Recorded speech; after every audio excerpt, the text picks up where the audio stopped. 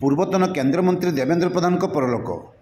କେନ୍ଦ୍ର ଶିକ୍ଷାମନ୍ତ୍ରୀ ଧର୍ମେନ୍ଦ୍ର ପ୍ରଧାନଙ୍କ ପିତା ତଥା ପୂର୍ବତନ କେନ୍ଦ୍ରମନ୍ତ୍ରୀ ଡକ୍ଟର ଦେବେନ୍ଦ୍ର ପ୍ରଧାନଙ୍କ ପରଲୋକ। ଆଜି ଦିଲ୍ଲୀରେ ତାଙ୍କର ପରଲୋକ ହୋଇଛି। ମୃତ୍ୟୁବେଳକୁ ତାଙ୍କୁ 84 ବର୍ଷ ବୟସ ହୋଇଥିଲା। କେନ୍ଦ୍ର ଶିକ୍ଷାମନ୍ତ୍ରୀ ଧର୍ମେନ୍ଦ୍ର ପ୍ରଧାନଙ୍କ ପିତା ହେଉଛନ୍ତି ଦେବେନ୍ଦ୍ର ପ୍ରଧାନ। ସେ ଦୀର୍ଘ ଦିନ ହେଲା ବାର୍ଦ୍ଧକ୍ୟଜନିତ ରୋଗରେ ପୀଡ଼ିତ ଥିଲେ। ଅସୁସ୍ଥତା କାରଣରୁ 6 ଦିନ ପୂର୍ବରୁ ଦିଲ୍ଲୀ ଏମ୍ସରେ ଭର୍ତ୍ତି ହୋଇଥିଲେ। ଆଜି ଦିନ ପ୍ରାୟ 10ଟା ସମୟରେ ତାଙ୍କର ମୃତ୍ୟୁ ହୋଇଥିବା ସୂଚନା ମିଳିଛି। କେନ୍ଦ୍ରର ଅଟଳ ବିହାରୀ ବାଜପେୟୀଙ୍କ ସରକାରରେ କେନ୍ଦ୍ର ଭୂପୃଷ୍ଠ ପରିବହନ ଓ କୃଷି ମନ୍ତ୍ରୀ ଥିଲେ ଦେବେନ୍ଦ୍ର ପ୍ରଧାନ। 1998ରୁ 2004 ଯାଏଁ କେନ୍ଦ୍ରରେ ମନ୍ତ୍ରୀ ଥିଲେ।